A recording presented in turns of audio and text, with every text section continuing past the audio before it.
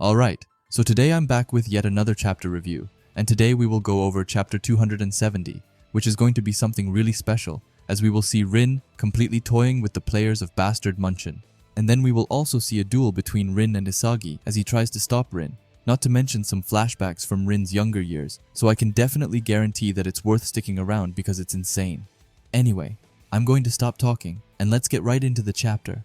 However, before that, please double check that you are subscribed to the channel, as there's 83% of people who watch my video who haven't subscribed yet. So if you could fix that by going down and subscribing to the channel, that would be awesome. And while you're already down there, you can always leave a like and a comment. And with that out of the way, let's finally get into it. Alright, so to start off chapter 270, the text at the top says, "A monster filled with murderous intent has finally been born. A new massacre begins." And with that, we get right into the chapter where we see a shocked Noah and Loki who's looking at the monster like Rin, who currently has the ball, as well as a dark aura around him. Not to mention that he has his tongue out, meaning that he's extremely concentrated. Raichi is furious and asks how Rin didn't get a foul for pushing over Corona in the last chapter. However, Isagi thinks that Rin touched the ball first, so there will be no foul. He then says that Rin is bringing out his prey's best and destroying it, just like he did in the U20 match. With this, Isagi knows that Itoshi Rin is about to go all out now. We can see in Rin's eyes that he's extremely determined, and just then he starts rushing over to Raichi. Raichi is a bit taken aback and says shit before taking out his arm and trying to block Rin. However, Rin just slaps Raichi's arm to the side and instead takes his arm on Raichi's stomach to push him away. However, another Bastard Munchen player has been lurking in the shadows, and it's none other than Kiora Jin, who tries to sneak up on Rin and take the ball. But Rin somehow predicted it, so he makes the ball float and avoids Kiora. With the ball now in the air, he turns around and passes it. Nanas gets the pass and traps it amazingly. After that, Rin starts to sprint all that he can up on the field. He breaks free from Raichi, and because of that, Nanas passes back the ball to Rin. But just then, another challenger comes in Rin's way. This time it's the ultra-sadist Hiyori. However, it doesn't take long for Rin to absolutely demolish Hiyori, as he actually does a rainbow flick to get past Hiyori. And this just looks so goddamn cool, I can't even lie. We can clearly see on Rin's body that his aura is beginning to become clearer the longer he plays. Hiyori looks back in shock after getting the rainbow flicked and says that Rin is extremely good and is wondering if his concentration has increased. After that, we see Isagi, who is on Rin's left side, following Rin's steps closely. He thinks that Rin doesn't stop the movement of the ball or himself, saying that he's doing a counter that makes the most of his individual skills and passing, calling it efficient breakwork, which we can clearly see annoys Isagi. However, this makes Isagi understand that Rin was always aware of his movements.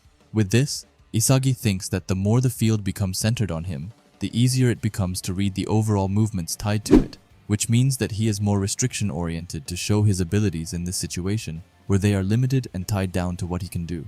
Saying that unlike Kaiser, who let go of his obsession with Isagi, Rin fixes on Isagi more to express himself better, which makes him a self-type egoist. And with this newfound knowledge, Isagi says that he's starting to understand Rin's mental structure and also the equation of his mind. And with his puzzle pieces flying around him like crazy, he starts to wonder how he can twist Itoshi Rin into his will.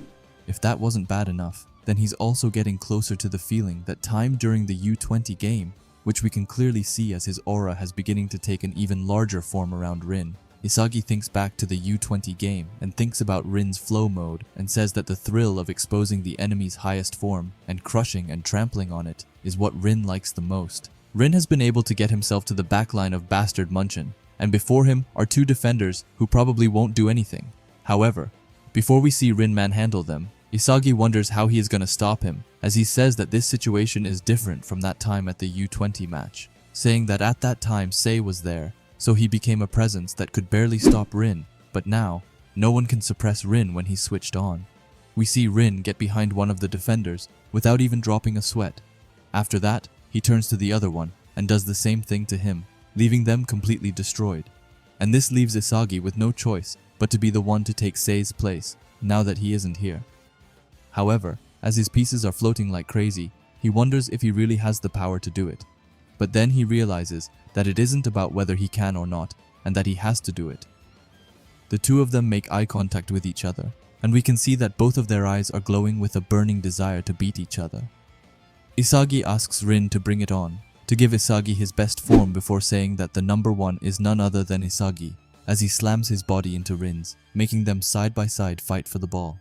I will talk about this panel more afterward, but please just look at this panel. It's amazing. I love how Isagi has his puzzle pieces flying around him on his side while Rin has his darkness and rage aura around him. However, we quickly leave that and instead go right into a flashback. Where do we see Rin playing with some toys? He has a dragon and a superhero in his hand, and as he plays, he breaks the superhero with the dragon. He says random words as he has drool running down his face.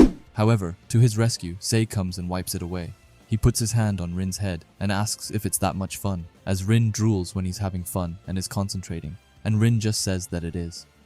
Sei notices the broken superhero on the floor, which makes Rin get a guilty expression on his face. Sei takes up one of the broken pieces and says that toys aren't like humans and that they don't bleed, but once they break, they won't heal. Rin says that he knows and apologizes. He looks at the broken toy and asks if he will get scolded again by mom and dad, wondering if he will once again cause trouble for them. To try and lift Rin's gloomy mood, Sei asks Rin if he wants to go grab some ice cream, which you can't refuse. As they have the ice cream, Sei asks if Rin got it, probably referring to the prize on the ice cream. Rin, with a sad face, says that he didn't, but Sei tells him not to worry about it, and that until the day he dies, his older brother will always be by Rin's side. After that, we get back in the game and see that both Rin and Isagi are out of balance just in front of the ball. But suddenly, Rin's darkness and rage just vanish after the flashback, and he's back to his regular expression, saying his ego, but nothing more in this chapter. The text at the bottom says, "The past with his brother, Rin's ego is unraveled in the woven memories." And the next chapter is going to be called Life is Beautiful, which just sounds amazing, and I can't wait for it. I don't really have a guess for what it could mean though, as it's such a vague title, but it has to have something to do with the flashback, and Rin losing his rage aura in the last moment. Alright, let's talk about this chapter, and I think we have to start with this groundbreaking moment. Seeing Rin do a rainbow flick over Hiyori has to be up there as one of the coolest moments in this series. Like, bro didn't even have time to react to what happened. But anyway, I actually love seeing Rin in this darkness and rage mode that he always enters when he gets serious, and his strategy of exposing the enemy's highest form and then crushing and trampling on it is just fantastic. It's the coolest flow state mode by far if you ask me. Now this panel has to be talked about more. Rin and Isagi clashing with each other and slamming into each other was so cool, and the contrast between Isagi's puzzle pieces and Rin's rage and darkness aura was so cool. Honestly, this panel alone is up there with some of my favorites. And I love how Gagamaru is in the middle just staring at these monsters going head to head against each other. I can bet that he's praying for Isagi to stop Rin because you don't want to be left open against Rin. You're pretty much doomed then. However, on the topic of that, Gagamaru hasn't actually really done anything this match. If I'm not mistaken, I assume that he will get his moment sometime in this match, but my gut is telling me that Rin is at least scoring one goal this match. After that we had the flashback, and you guys know that I love everything with Rin and Sei, so I was all for this. And it was just so sweet seeing the duo of them together, as well as Sei trying to lift up Rin after he accidentally destroyed the superhero toy. Not to mention when he told Rin that he didn't have to worry about anything, as until the day he died he would be by his side, which we know isn't really what happened, but I do get some sort of Itachi vibe from Sei, and I strongly believe that they will get on good terms in the future, because if they don't, then I will honestly be really sad. And then to end it, let's talk about the last panel. Both Rin and Isagi seem to be off balance and in the air, and Rin has supposedly lost his rage aura, which came as a shock to me, and I would be upset if this stopped him from scoring the next goal, because that just seems so cliche, but who knows what will happen. Do you think Rin will score? Please let me know in the comments. Anyway, yeah, this is just my thoughts on it, and please leave your thoughts and theories down in the comments, as I love reading them. If you like Blue Lock and videos like this, then I would highly suggest you subscribe to this channel, and while you are at it, leave a comment and a like, as it helps out with the algorithm a ton.